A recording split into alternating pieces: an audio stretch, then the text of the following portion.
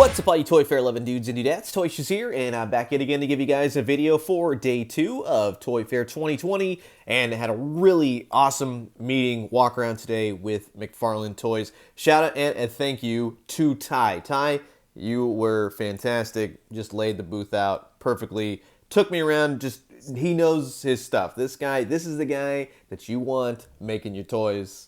He absolutely rocked it. So thank you again, wholeheartedly. That was an absolute blast. And while we were walking around, shooting the breeze, we did discuss a few things that I brought up regarding like DC Multiverse and things that I experienced from looking at the entirety of the first wave. And he did reassure me that, you know, they've been taking a lot of people's comments and seeing what people are writing. So a big thing that they're going to be working on for the next couple waves is making sure that scale is properly executed. We're not going to have Harley Quinn as tall as Batman, yada yada. It was the first wave guffaw, we'll just say that. So it's definitely on their radar, something that they definitely assured me that they will be fixing going forward. So look forward to that. I'm still, just in hearing that, because that was like one of the big problems. I know like people like to say, oh, the articulation this and yada yada. Well, I prefer more of a light looks and everything else. You want to make 7-inch, 8-inch figures, that's totally fine with me, but my main thing will always be that I want them to scale correctly,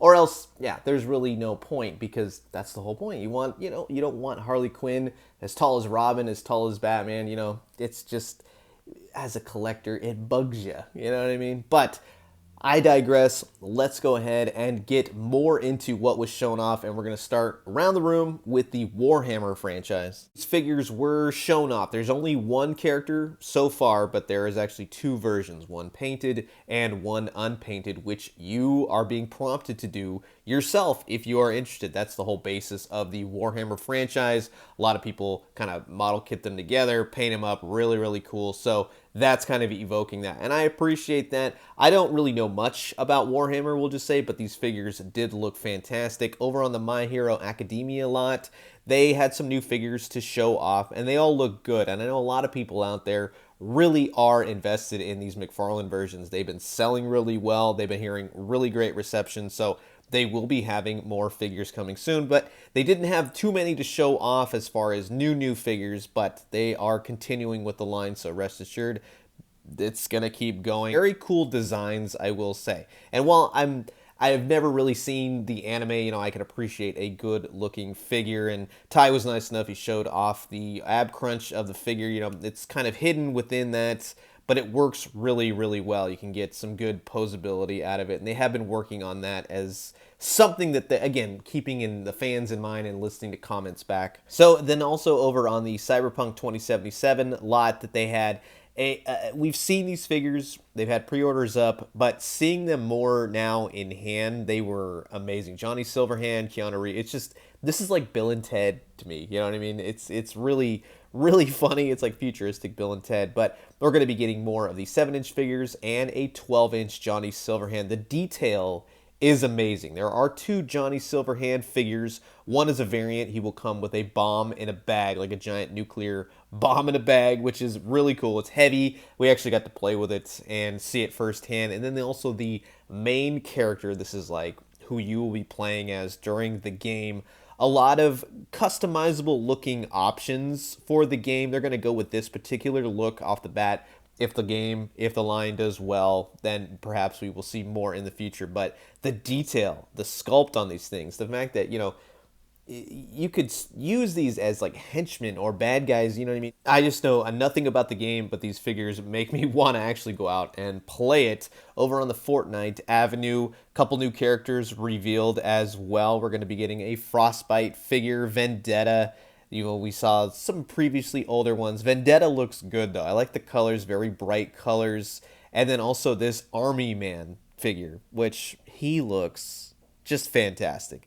A lot of army building potential coming out of this guy. Very cool deco, very dirty, worn, washed. It looks like an Army Man, but for the older collector. And then, of course, this thing. This was hands down one of my favorite things on display, next to the main thing, of course. But this, you got elements of like symbiote, venom, something like that. It's so off-putting, but so amazing. And the tongue will wag. It's a little bit posable here and there. And he's got a frog on its belt. It's just wild. I absolutely love that thing. We also got to look at the Frostwing Dragon, and then I've also now like they're doing a fire version.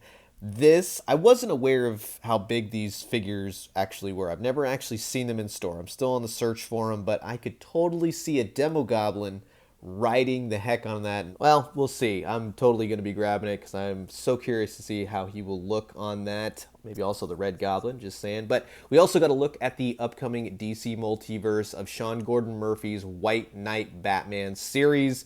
This Jack Napier head is fantastic. It's spot on to the artwork material. And that's what I want to see from McFarlane Toys, really kind of capitalizing on specific artists' look. This Batman, he's got that really hunched shoulders. If you're a fan of the artwork or the book, you can totally tell that, I mean, they've done a great job at recreating 2D into 3D. It's a great looking Batman, especially in the accessories. He's got a back grapple. He's got a long cord that comes out. Azrael looks fantastic. He looks menacing. He's bigger than Batman. That's cool. I dig that. He's got this giant flaming sword. You can pull the fire off as well. And I would say between these three figures, all of the height really matches up well. So well done with that. We're also got to look at the upcoming later wave 2 of Batman Arkham Asylum and also Joker. They both look good. I think I like the Joker more than the Batman. The Batman may be having a little bit wonkiness in the face, but that might just be me. But I can dig, that they're capitalizing on the video game. Joker comes with a couple pairs of chattering teeth, one open, one closed. Batman's got Batarang. Joker's got his gun. These look good. Again, I think that these scale well. For everyone saying, there's a lot of Batman coming. Yeah, Batman is what sells, Yes, there will always be Batman figures, but the blue Batmans will be coming, the animated and the comic book, shipping out more towards when the new Wonder Woman 84 figures start to unveil themselves. And also, they had the new Wonder Woman 84. They also had the winged version on display in the package. We got a good look at some upcoming Mortal Kombat figures for the fall. We got Baraka and, of course, Katana. Baraka apparently is called Beefcake Baraka. That's actually really funny to say that out loud. But he comes with this brain that can hook onto his big, Wolverine type stuff coming out of him. He's got an extra head portrait. He looks menacing, sharp. He's a fantastic looking figure, as is Katana. A little bit more, in the subtlety, but you give me a good monster of Baraka, you're gonna sell me on that. Spawn, of course, he was on display. Great packaging for this. Really can see the necroplasm, the green. He's gonna have 22 points of articulation. Really hefty, heavy figure. You can feel the weight of this guy. It might, the cape adds always a couple pounds, I will just say. He doesn't come with any extra hands. He comes with his big Spawn sword from the video game, but possibly expect maybe a different version of this Spawn figure later down the line. And I'm thinking more, and this was not discussed or anything, but if you think about previous Spawn iterations, maybe they go the hamburger head route, maybe they go the original costume route, something like that. But in either case, I am looking forward to checking that figure out, most definitely. We got to look at the upcoming Call of Duty Ghost figure. These are not on my radar, but seeing this figure, no joke, I want this because I want him to go up against my Batman figure. It's a creepy looking figure, but it's an awesomely painted figure. If this is what it's going to look like when I get it in the box, they rock the heck out of this. That's an amazing looking military type toy. We also got to take a look at the Alduin Dragon figure, and of course I'm having like McFarlane Dragons, flashback, everything else, but the detail, the wingspan, this guy is killer. He comes with a stand, just everything about him. If you're a big dragon fantasy fan, this is definitely going to be right up your alley. You're going to love the heck out of this thing. It's amazing. And then finally, it kind of brings us to this last of the Spawn stuff. And what is going to basically be happening and what wants to be happening is that they're going to be a Kickstarter to kind of sort of go back and do all the original Spawn Wave 1 figures and do them more for the modern age. Now, we did get a look at this guy. He comes with an extra hamburger head.